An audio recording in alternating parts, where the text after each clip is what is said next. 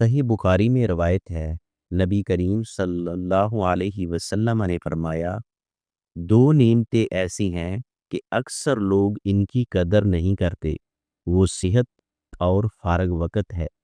اس حدیث کا مفہوم یہ ہے کہ دنیا میں اللہ کی دو نعمتیں ایسی ہیں جن کی اکثر و بیشتر لوگ قدر نہیں کرتے، اور لوگ انہیں غلط استعمال کر کے نقصان میں رہتے ہیں۔ جب انسان صحت اور تندرستی کے زمانے میں اللہ تعالیٰ کی اطاعت نہیں کرتا تو بیماری کے زمانے میں بالاولیٰ نہیں کرے گا۔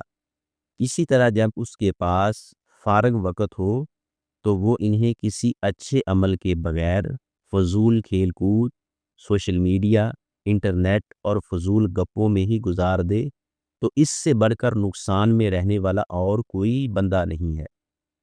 آج صحت ہے، کل کو بیماری کی وجہ سے انسان لاچار ہو سکتا ہے۔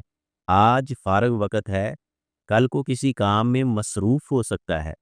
آج اگر صحت اور فارغ وقت ہے تو اسے دنیا اور آخرت کی خیر و بلائی والے کاموں میں صرف کریں تاکہ آخرت میں حقیقی کامیابی مل سکے۔